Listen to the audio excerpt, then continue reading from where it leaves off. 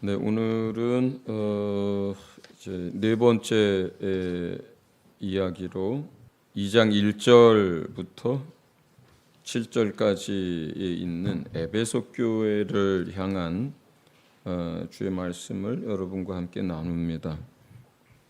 한 절씩 교독하여 읽도록 하겠습니다. 제가 먼저 읽습니다. 에베소 교회의 심부름꾼에게 이렇게 써 보내라. 오른손에 7뼈를 쥐시고 7 금촛대 사이를 거니시는 분이 말씀하신다.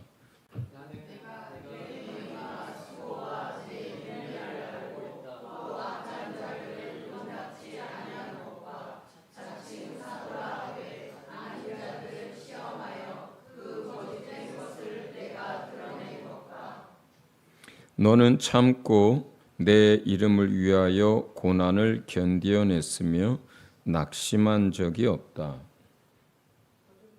네, 버전이 달라서 그래요. 4절 읽으세요. 시작. 그러나 너를 책망할 것이 있나니 너의 처음 사랑을 버렸느니라. 그러므로 내가 어디에서 떨어졌는지를 생각해 내서 회개하고 처음에 하던 일을 하여라.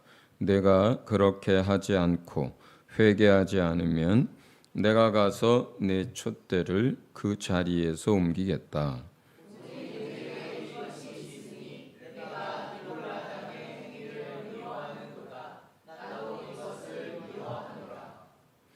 귀가 있는 사람은 성령이 교회들에 하시는 말씀을 들어라. 이기는 사람에게는 내가 하나님의 낙원에 있는 생명나무의 열매를 주어서 먹게 하겠다. 아멘. 네. 7개의 교회 이야기 가운데 첫 번째 이야기가 이 에베소 교회에 주시는 말씀이었습니다. 먼저 어떤 주님이 지금 에베소 교회에 말씀을 하시냐면 1절에 나와 있죠. 오른손에 7뼈를 쥐시고 또 7 금촛대 사이를 거니시는 분이라고 설명을 해요. 그 7 별이 무엇인지 또 거기서 말하는 7 촛대가 무엇인지는 그 1장에서 이미 직접 그 의미를 설명해 주셨습니다. 그 7 별이라고 하는 것은 먼저 거기서 일곱이라고 하는 것은 여기서 완전 숫자이기도 하고 또 이걸 이제 그 밑에 촛대 이야기할 때 보면은 전체 교회를 의미해요. 그러니까 모든 교회에 이제 보내는 천사 또는 사역자, 사자 이야기를 하는 거예요. 별이라고 하는 것은. 근데 그것을 더 조금 더 정확하게 설명을 한다면 메신저예요. 메신저. 천사인데 메신저를 말해요. 그러니까 모든 교회에 당신의 메시지를 전하는 천사를 보내서 모든 교회에 말씀하시는 주님이 이런 뜻이에요. 이해하셨죠? 여기서 별이라고 하는 것은 천사인데 메신저를 말해요. 주의 말씀을 전달하는. 그 다음에 이제 여기서 금촛대는 이제 그 주님이 이 촛대 7개의 촛대가 있는데 그 촛대 사이를 이렇게 거니신다라고 표현을 해요. 촛대 사이를 거니신다. 7 교회를 말하는데 그 교회 가운데에 운행하고 계신, 역사하고 계신 그 교회를 다스리고 통치하고 계신 주님 이런 뜻이에요. 그러니까 말씀을 보내셔서 말씀으로 이끄시고 가르치고 양육하고 또 그 말씀으로 역사하시는 예수님이 또 교회 안에서 그 교회를 다스리고 또 인도하고 그 교회 가운데 머리가 되신 그 예수님이 지금 에베소 교회에 이야기합니다. 이제 이런 뜻인 거예요. 항상 중요합니다. 그렇죠? 자, 그다음에 그러면 에베소 교회가 지금 영적으로 어떤 상태인지를 주님이 이제 진단을 하시는데, 첫 번째는 에베소 교회가 주님을 위해서 애쓰고 수고하고 헌신하는 교회였어요. 그것이 무엇이 됐든, 뭐 교회 안에서든 교회 바깥에서든 지역을 위한 것이든 성도를 위한 것이든, 또 어떤 요즘식으로 말하면 프로젝트가 됐든 무슨 사역이 됐든, 어쨌든 에베소 교회는 많은 일들을 힘써서 수고하고 있는 사람들이었고, 또 하나는 계속 고난이 임하고 있었는데 그 고난을 잘 견디어내고 있었고, 그 고난으로 인해서 낙심하지 않은 상태예요.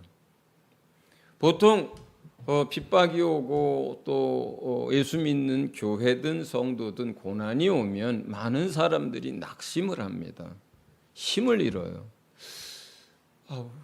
왜 이런 일이 내게 계속 닥칠까? 왜 이런 일이 교회에 자꾸 일어날까? 내 삶에 왜 이런 어려운 일들이 자꾸 계속될까? 그러니까 이런 고난 속에서 사람들은 힘을 잃고 낙심하게 되고, 우리가 뭐가 잘못됐나, 아니면 내 믿음이 뭐가 잘못됐나, 이렇게 하면서 그 믿음도 이제 약해지고 이제 그러죠.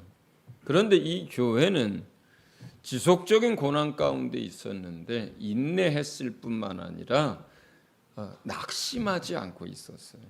여전히 주님을 붙들고 있었고, 여전히 하나님 나라에 대한 소망을 가지고 그걸 견뎌내고 있었어요. 그러니까 귀한 거죠. 참 귀한 거예요.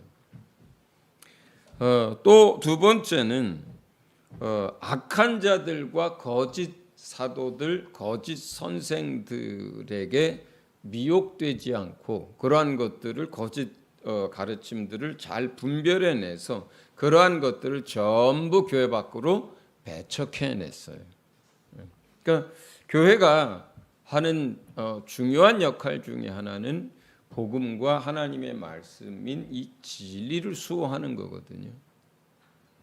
그 반대로의 경우는 어떤 거냐면, 교회 안에 잘못된 교훈이 들어와서 가르쳐지는 일들이에요. 그걸 통해서 교회가 인본주의화되기도 하고 또 세속화되기도 하고, 그 다음에 종교로 전락을 하거든요. 이러한 부분에 있어서 에베소 교회는 말씀으로 그러한 것들을 잘 분별하고 막아냈어요. 그러니까 이 사람들이 기초가 말씀 양육이 잘 돼 있는 거예요. 그러니까 말씀을 알아야 이걸 분별하거든요. 말씀을 모르면 분별이 안 돼요. 어젠가요? 우리 파라솔 전도하는데 잠깐 갔는데, 어떤 나이가 80이 넘으신 남자분이신데 뭐 이것저것 전도하는 우리 강사님들한테 뭘 얘기를 하다가 제가 가니까 저한테 떠넘겼어요. 근데 금방 이 사람이 이 문제가 있구나 하는 걸 금방 알겠더라고요. 그러니까 대한민국의 모든 목회자 다 잘못됐고, 그리고 무슨 뭐 목회자들 감옥에 갇힌 숫자가 어떻고, 또 뭐 이런 얘기를 계속 하길래 하시고 싶은 얘기가 있으신 거잖아요. 무슨 얘기가 하고 싶으세요? 그랬더니 또 다른 얘기를 해서, 정말 하고 싶은 얘기가 있으셔서 지금 그렇게 하시는 거잖아요. 그러니까 그래서 제가 그 사람의 논리에 반박하거나 넘어가지 않고, 이분이 뭘 하고 싶은 얘기가 있어서 지금 이렇게 부정적인 얘기들을 계속 꺼내고 있는데, 그래서 그걸 물었더니 이 사람이 하는 얘기가 재림 예수가 40년 전에 한국에 임했대요.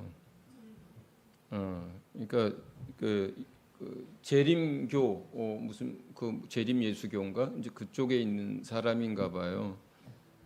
근데 그것에 대해서 이제 세상에 있는 한국에 있는 목회자들은 전부 성경 해석을 잘못하고 있고 그걸 받아들이지 않는 사람들은 전부 바리새인 같고 그리고 전부 틀렸고 이런 것들이 교회 안에 어떤 이건 아주 극단적인 경우지만 잘못된 교훈들이 들어오는데 그리고 마지막 시대엔 이런 미혹이 더 심하잖아요. 그런데 그러한 모든 것들을 분별해내는 기준이 뭡니까? 말씀이에요. 본인이 교회가 이 말씀 위에 견고하게 잘 서 있어야만 그걸 분별합니다. 교회뿐만 아니라 개인들도 마찬가지예요. 이분은 9살부터 예수님을 믿었대요. 근데 70몇 년을 믿었대요. 그리고 안 가본 교회가 없대요. 평생을 예수를 믿었고 평생을 이 교회 저 교회를 다녔고 들었고 그렇답니다. 그럼에도 불구하고 예수님이 재림을 40년 전에 했다고 하고 또 그게 사람일 거래 보나마나 자기네 교주거나 그걸 그렇게 받아들일 수 있는 건 뭐예요? 교회를 많이 다녔어도 뭘 많이 들었어도 사실은 본인이 말씀을 정확하게 잘 모르기 때문에 그런 미혹에 넘어가는 거거든요. 그 다음에 그렇게 받아들인 것을 자기네들 방식의 성경 해석이라고 이해를 하는 거예요. 그러니까 성경 해석에 차이가 있는 거다 이렇게 얘기를 하는 거예요. 그런데 에베소 교회는 이러한 부분에서 정확하게 거짓 사도들, 거짓 교사들을 분별해낼 수 있었던 거예요. 그러니까 말씀 위에 잘 서 있었던 거예요. 에베소 교회가 어떤 교회냐면 지금 사도 요한이 반모섬에 여기 갇히기 전에 꽤 수년간 그 에베소 교회에서 감독으로 그 교회를 섬겼었어요. 그러니까 사도 요한 자신이 섬기던 교회예요. 사실은. 그러니까 그 뒤에 나오는 첫사랑 문제도 거론이 그렇게 되는 것이고 또 에베소 교회가 사도들이 다 순교하고 사도 요한이 수십 년을 더 살면서 마지막 남은 사도가 가르치고 또 양육하고 했던 교회이기 때문에 그들이 하나님을 향한 열심, 하나님을 향한 수고, 고난 중에서도 믿음을 잃지 않고 낙심하지 않고 하는 인내, 그리고 말씀 위에 견고하게 서 있기 때문에 모든 거짓 교훈들과 미혹을 분별해내서 그것을 배척할 수 있었던 교회인 거죠. 그런데 이제 세 번째, 그러나 그 에베소 교회 가운데 많은 사람들이 처음 사랑을 버렸다 이런 얘기를 합니다. 그게 이제 에베소 교회의 여러 가지를 잘하고 있었는데 그 가운데 한 가지 중요한 것을 지금 잃어버려 가고 있어요. 그게 이제 처음 사랑에 관한 이야기입니다. 처음 사랑에 관한.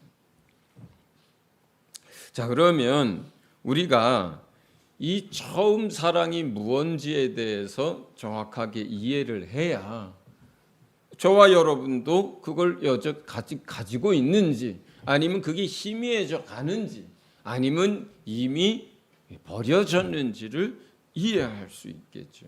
그리고 그 다음에 주님이 그러할 때 뭘 어떻게 해야 되는지에 대한 설명을 이제 치료를 방법을 말씀하실 때 그걸 적용할 수 있을 거예요. 자, 지금 이 에베소 교회에서 이야기하는 처음 사랑이라고 하는 것은 예수 그리스도의 고난과 그리고 그 대속의 죽음을 통한 그 은혜와 그 십자가 사건을 통한 하나님의 사랑을 깨닫게 된 그것을 말해요. 그래서 사실은 이 처음 사랑이라고 하는 것은 사람마다 그 처음 사랑을 느끼고 받게 된 시점이 좀 다를 수 있어요. 어떤 사람도 이제 모태신앙들 많잖아요, 우리 가운데. 그러면 그 모태신앙들은 뭐 태어나면서부터 그 처음 사랑을 가지고 알고 태어나는 게 아니잖아요. 삶을 살아가다가 어느 때쯤엔가 예수 그리스도가 나 때문에 받으신 고난과 나 때문에 흘리신 피와 자기 몸을 내어주신 그 십자가의 은혜와 그러한 그 아들을 내어주신 그 하나님의 사랑이 깊이 와닿을 때가 있어요. 또는 어느 날 갑자기 이게 확 밀려오진 않아도 차근차근씩 조금씩 그것이 깨달아지면서 내 안에 이렇게 내 안에 자리를 잡게 됩니다. 그래서 어떤 사람은 이렇게 조금씩 이게 내 안에 다가오고 깨달아지고 그것을 누리게 되고, 어떤 사람들은 예를 들어서 삭개오 같은 사람, 또 삭개오랑 비슷한 저 같은 사람, 이런 사람은 세상에서 죄 많이 짓고 살던 사람들은요, 어느 날 깊이 회개하고 주님 앞에 무릎 꿇게 되고 그때 쏟아지는 그 은혜와 그 사랑을 인해서 눈물 콧물 다 쏟아내면서 정말로 주님 앞에 무릎 꿇고 그 은혜와 사랑을 받는 사람들도 있습니다. 그 사람들은 예수님을 믿을 때 그때 처음에 받은 그 은혜와 사랑을 이제 첫사랑으로 기억을 하는 거죠. 근데 생각보다 그런 케이스가 그렇게 많지는 않더라고요. 그러니까 다양한 이유로 예수님을 믿어요. 병 고침을 위해서 기도하다가 이제 나았고 그러면서, 또는 이제 가정에 큰 어려움을 겪다가 그것 때문에, 또는 상처 때문에, 또는 어떤 사업의 목적 때문에, 또는 여러 가지 이유로 이제 사람이 아니라 하나님을 기억하고 하나님께 나오고, 사람을 의지하는 게 아니라 하나님을 의지하게 되죠. 그러면서 이제 믿음 생활을 시작하게 됩니다. 그런데 그런 사람이어도 다른 이유로 시작을 했어도 시간이 지나면서 결국 예수 그리스도께서 나를 위해서 흘리신 그 피와 내가 받아야 할 그 수치와 모욕을 대신 받으신 것과 내가 날마다 넘어지는 나의 연약함으로 인해서 그가 가시관을 쓰시고 고통당하셨던 것들과 벌거벗겨졌던 것들과, 그리고 십자가에서 처형을 당하면서 당하셨던 고통들과, 또 그 길을 스스로 택하셨던 그 주님의 사랑, 그 모든 걸 계획하시고 그 아들을 보내셨던 아버지의 사랑을 결국은 깊이 깨닫게 됩니다. 언젠가는. 마치 비유를 하자면 깔때기 같은 거예요. 깔때기의 입구가 이렇게 넓죠. 그러나 좁아져서 하나로 이렇게 이제 그 통로가 만들어지듯이 다양한 모습으로, 어떤 사람은 태어나면서부터 부모가 믿어서, 어떤 사람은 병 때문에, 어떤 사람은 힘들어서, 어떤 사람은 여러 가지 상처와 여러 가지 이유로 이렇게 예수님께 나오고 하나님을 의지하게 되지만, 결국은 깔때기가 끝이 점점 좁아지듯이 결국은 무엇을 통과해야 하는 거냐면 예수 그리스도의 고난과 십자가, 그 속에서 하나님의 은혜, 하나님의 사랑, 예수님의 은혜, 사랑, 이걸 깊이 깨닫는 것으로 모아져야만 합니다. 그런데 그렇게 모아지지 않고 그냥 그대로가, 그 사람이 알고 있는 은혜라는 것은 병 고쳐주신 은혜야. 그 사람이 예수 믿는 이유는 사업을 도와주셨기 때문이야. 그 사람이 예수님을께 기도하는 것은 자기 문제를 해결해 줬기 때문이야. 이렇게 된다면 이런 모습의 신앙은 결국은 종교화되거나 습관으로 머물거나 결국은 미혹에 넘어가거나 결국은 주님이 원하는 모습으로 자라가지 못합니다.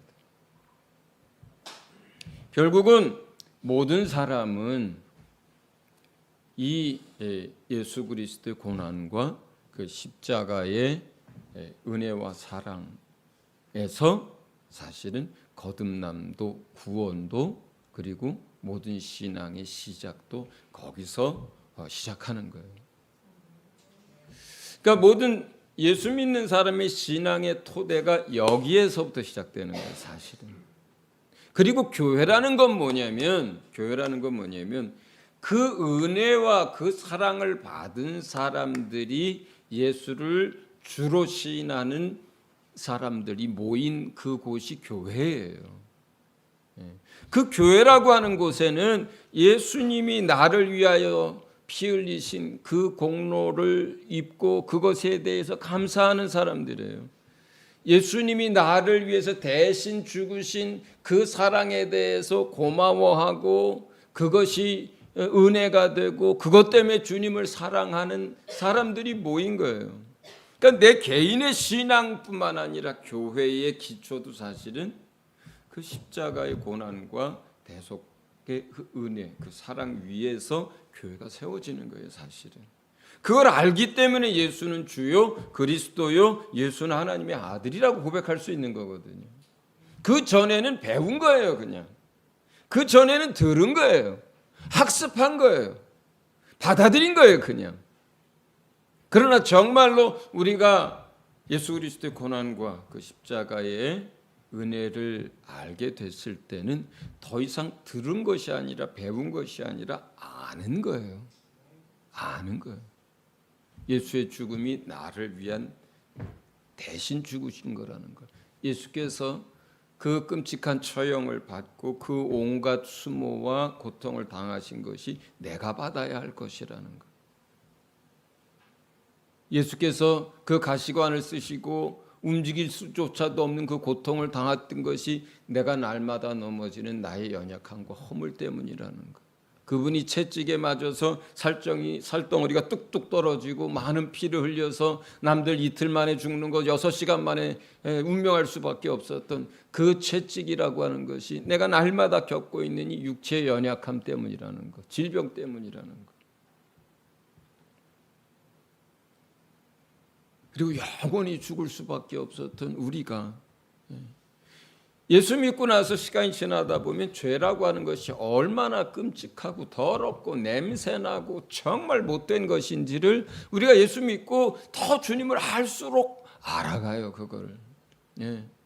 내가 똥밭에서 뒹굴고 있고 재 속에서 뒹굴고 있으면 똥이 얼마나 냄새나는지 죄가 얼마나 더러운지 잘 몰라요. 그러나 거기서부터 나와서 씻고 깨끗한 옷으로 갈아입고 나면 그 똥 근처도 안 가려고 합니다. 썩고 냄새나는 것이 싫어지는 것처럼 나는 살인 안 했고 나는 강도질 안 했으니까 나는 그래도 양심 따라서 살았어, 이렇게 생각하고 예수님을 믿기 시작했어도 예수의 말씀을 배우고 그 말씀대로 살아보려고 하고 그 주님을 닮아가려고 하노라면 정말 이 죄라는 게 얼마나 끔찍하고 우리 육체 가운데 있는 죄성이라는 게 얼마나 더럽고 얼마나 악하고 이게 얼마나 무서운 건지를 우리가 주님을 알아갈수록 알게 되는 거거든요. 그것이 죄가 얼마나 끔찍하고 더러운지를 알수록 주의 은혜도 깊어지고 커지는 거예요. 커지는 거예요. 여기서 그렇기 때문에 첫사랑이라고 하는 것은 예수 그리스도의 고난과 십자가 사건을 통한 대속의 은혜 그리고 주님의 사랑을 말해요. 그게 언제 여러분에게 깊이 다가왔든지 간에 그것을 의미합니다. 그렇다면 첫사랑을 잃어버렸다, 버렸다라고 하는 뜻은 뭐냐면요, 수고하고 말씀도 알고 인내도 하고 고난 가운데 믿음도 지키고 하는데도 불구하고 그 구원의 은혜에 대해서 그리고 그 십자가를 통한 주님의 사랑에 대해서 더 이상 그것이 감격이 되지 않고 감사가 되지 않고 그것에 대해서 잊혀져 가는 걸 말해요. 그럴 수 있을까 하지만 그럴 수 있죠. 그럴 수 있죠. 예배는 습관처럼 드릴 수 있고요. 예배는 어느 순간부터 주일날 의무가 될 수 있고요. 찬양은 노래가 될 수 있고요. 흥에 겨워서 박자에 맞춰서 이렇게 할 수 있잖아요. 어제 그 저 상암 경기장에서 이명웅 씨가 콘서트를 해가지고 그 일대가 전부 차가 막혀가지고 1시간씩 차가 서 있었다고 하는데 세상 사람들도 흥의 교훈 이루고 이러잖아요. 예. 예. 예. 그것처럼 교회 나와서도 찬양 시간에 드럼 칠 때 얼마나 신나요. 예. 막 그럴 수 있잖아요. 찬양은 음악이 되고 찬양은 흥에 겨운 것이 되고 찬양은 크리스찬 문화가 될 수 있잖아요. 예배는 습관이 되고 의무가 될 수 있잖아요. 봉사는 자기 만족도 될 수 있고요. 그렇지 않습니까? 예. 말씀을 아니까 고난이 온다고 해서 그 진리를 놓치지 않고 견뎌낼 수 있잖아요. 말씀이 있고, 그죠? 영적 경험이 있고, 과거에 주님의 사랑을 받았었고 알고 있고, 그러니까 그 첫사랑, 그 예수 그리스도의 그 고난과 수치와 모욕과 그 죽음으로 말미암는 죄사함의 그 은혜, 그리고 그 내어주신 그 사랑을, 이것이 무디어져도 교회 안에서의 프로젝트도 가능하고 사역도 가능하고 또 예배답지 않아도 예배 드릴 수 있고 다 할 수 있어요. 다 할 수 있어요.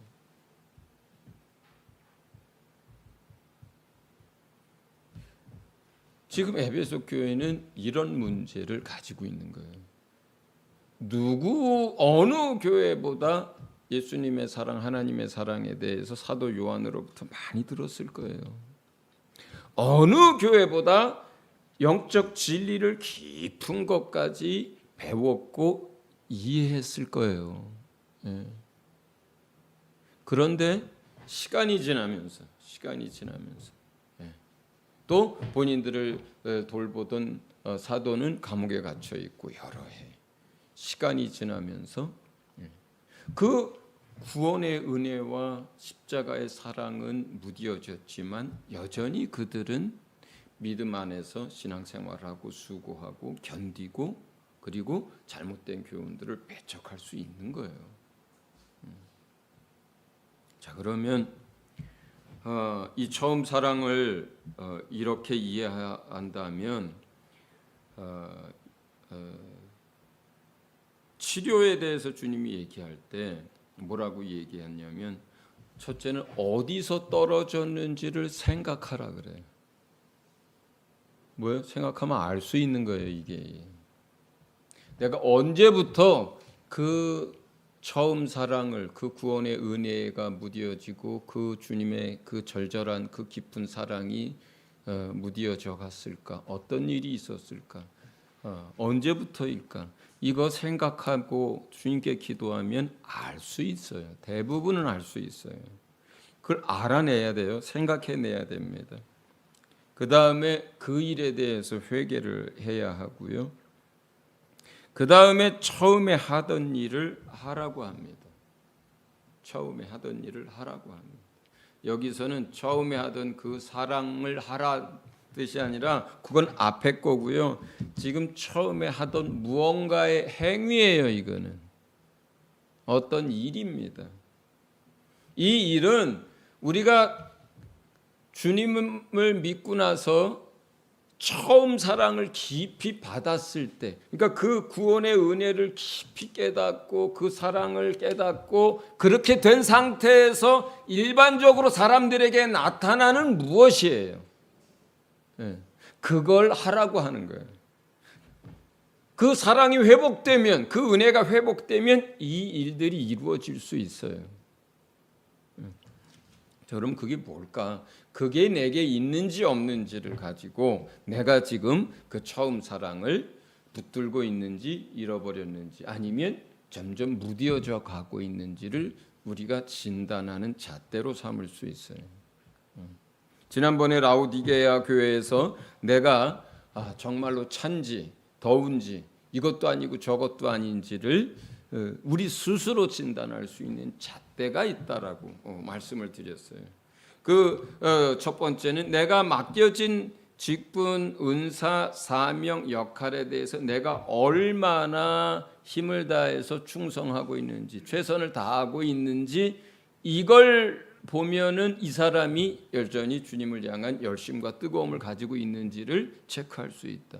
또 하나는 주님의 음성이 내게 계속 들리는지, 그것이 성경을 읽을 때든 설교 때든 기도할 때든 주님의 말씀이 내 안에 계속 들어오는지를 가지고 내가 지금 뜨겁게 주님을 만나고 열심을 내서 신앙생활을 하는지 안 하는지를 알 수 있다. 이 두 가지 잣대라 그랬어요. 이런 것처럼 그 처음 사랑에서도 스스로를 체크할 수 있는 기준이 있어요. 물론 이것은 첫째는 저에게 해당되는 거고, 이것을 모든 사람에게 일반화할 수는 없어도 많은 사람들에게 적용이 가능합니다. 그러니까 제가 주님을 처음 만났던 것이 다르잖아요. 그걸 다 일반화할 수는 없잖아요. 세상 사람들이 다 저처럼 어느 날 죽기 직전까지 갔다가 죄의 문제로 하나님 앞에 무릎을 꿇고 그 은혜와 그 사랑을 받으면서 내가 구름 위를 걷고 있는지 땅을 걷고 있는지 모를 만큼의 감격과 평안과 은혜와 놀라운 하나님의 역사들을 경험하는 사람들도 있지만 그렇지 않은 사람들도 많잖아요. 그러니까 처음 사랑을 얼마나 깊이 했는지는 사람마다 다 다를 수 있으니까 그 처음 사랑을 받고 나서 내 안에 이루어진 몇 가지는 많은 사람들에게 적용이 가능하지만 모든 사람이 다 똑같다 이렇게 말할 수 없다는 뜻이에요. 그러나 모두가 다 그 구원의 은혜와 깊은 그 하나님의 사랑을 받게 되고 깨닫게 됐을 때 나타나는 것에서는 비슷해요. 자, 첫 번째는 뭐냐면 우리가 예수님의 고난과 그 십자가의 죽음 그리고 그 속에서 은혜와 사랑을 깊이 깨달아 알게 됐을 때 나타나는 것이 감사와 찬양과 예배예요. 이거 하나예요, 그냥. 감사. 날 구원하신 주님께 대한 감사. 나를 사랑하신 주님께 대한 감사. 그리고 그 사랑이 내 안에 들어옵니다. 그 감사와 사랑은 교회 안에서 찬양으로 나와요. 이게 찬송가가 됐든 요즘 나오는 CCM이 됐든 내 안에 그 감사와 그 사랑이 주어질 때 찬양이 함께 나오고, 이러한 감사와 찬양은 우리로 하여금 공동체 안에서 함께하게 만들고 예배 자리로 나가게 만듭니다. 그리고 그때 예배는 예배할 때마다 은혜가 되고 예배할 때마다 감격이 있고 감사가 있어요. 기쁨이 돼요. 그 예배 자체 나가는 게. 이게 첫 번째예요. 그냥 맹맹하게 신앙생활하던 사람들도요, 어느 날 그 은혜를 깊이 깨닫고 그 사랑을 깊이 체험하게 됐을 때 내 안에서 감사가 나오고 주님을 향한 사랑하는 마음이 생기고 예배 때 은혜를 받기 시작합니다. 말씀이 들리고 예배 나오는 게 좋아요. 예배 끝나고 집에 갈 때 기쁩니다. 예배를 가기 위해서 1시간 동안 운전을 하는데 교회가 가까울수록 두근두근하고 가슴이 설렐 수 있어요. 처음 사랑을 이제 주님과 사이에 그게 만들어졌을 때, 그래서 감사와 찬양과 그 감사와 찬양하는 사람들이 모여서 드려지는 이 예배 속에서의 은혜, 이게 있어요. 그런데 그 은혜나 그 사랑을 잃어버리게 되면 내 안에서 감사 대신에 판단과 불평과 짜증이 나오고요. 그리고 그 은혜와 그 사랑을 잃어버리게 되면요, 내 안에서 찬양이 아니라 세상 노래가 나옵니다. 그래서 어느 콘서트에 가기 위해서 돈 쓰고 시간 쓰고 막 그렇게 돼요. 그 다음에 그걸 잃어버리게 되면 예배는 의무가 돼 버립니다. 의무가 돼 버려요. 예배 자리에 나와서 앉아 있다 예배 드리면 예배 다 드리고 갈 때 예배 드렸다 이렇게 되는 거예요. 예배 드렸다. 막 기쁘고 내 안에 감사가 다시 더 커지고 회복이 일어나고 그 주의 말씀이 생각이 나고 하는 게 아니라 예배 드렸다 이렇게 되는 거예요. 그냥 시계추처럼 자동으로 주일 되면 나오는 거고 습관처럼 드리는 거고 그냥 예배 자리에 앉아서 그냥 따라하다가 가는 거예요. 여러분의 예배가 오늘 만약에 그렇다면 요즘 드리는 예배가 그렇다면 어쩌면 여러분 그때에 이제 어려움이 있을 수도 있겠지만 그러나 내가 나를 구원하신 그 처음 사랑을 내가 지금 잃어버린 건 아닐까? 한번 생각해 보시기 바랍니다. 두 번째는요, 주님을 증거하는 걸로 나타납니다.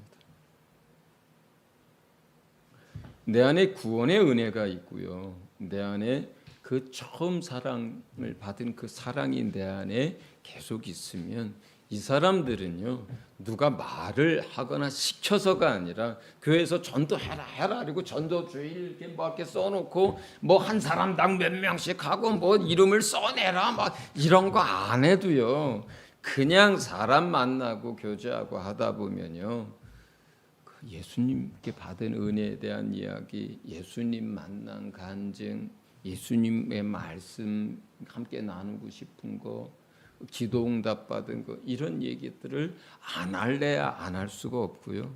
그리고 내가 받은 은혜와 사랑을 저 사람도 받았으면 좋겠다고 해서 복음을 전하게 됩니다. 그러니까 자연스러운 거예요. 자연스러운 거예요. 보통 여러분들 예수님 믿고 처음 믿은 새신자들이 은혜 많이 받으면 이렇게 1년, 2년, 3년 막 사람들한테 가서 막 예수 얘기하고 막 그러잖아요. 예. 그 왜 그렇습니까? 처음 사랑 때문에 그런 거예요. 예. 그런데 거기다 대고 찬물 끼얹혀. 나도 옛날엔 그랬어. 찬물 끼얹어요. 나 원래 다 그런 거야. 원래 그렇기는요. 자기가 잃어버린 거는 생각 안 하고. 원래 그런 게 아니라요. 자기가 처음 사랑을 잃어버려서 그런 소리를 하는 거예요. 기억하세요. 우리 안에 그 처음 사랑이 그대로 간직하고 있다면 우리가 예수께서 받으신 그 고난과 그 십자가의 죽음을 기억하고 그리고 그 속에서 감사하고 그 은혜 아래서 그 사랑 안에서 살아가고 있다면 여러분 감사하게 되고 찬양하게 되고 예배 속에서 은혜를 받습니다.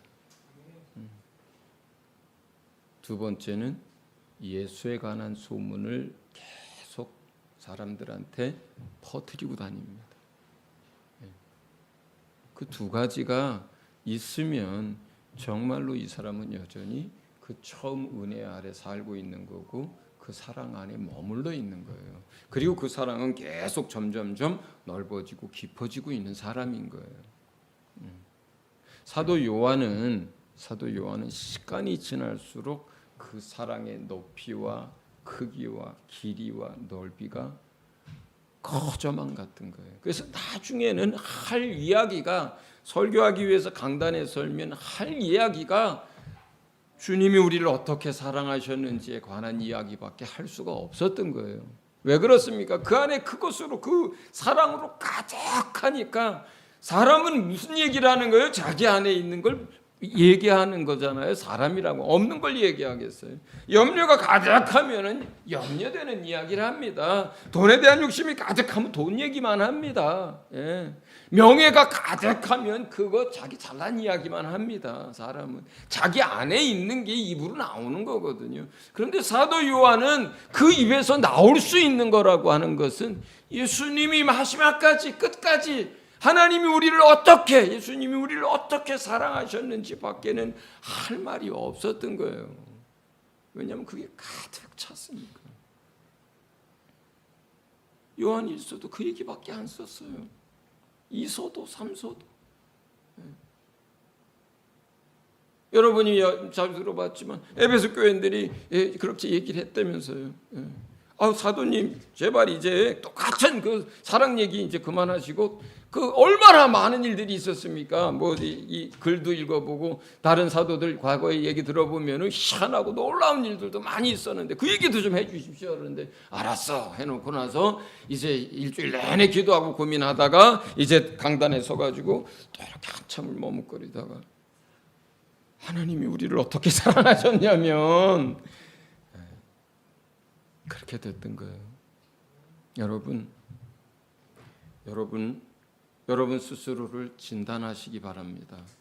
그리고 어디서 떨어졌는지 생각할 수 있고, 그리고 처음에 했던 행위를 다시 가지라고 하는 것은 우리 안에 그 은혜와 사랑으로 인한 감사가 회복되고, 그리고 그 찬양이 회복되고, 예배가 사모가 되고, 그리고 예수에 관한 이야기를 할 수 있는 이 회복을 말합니다.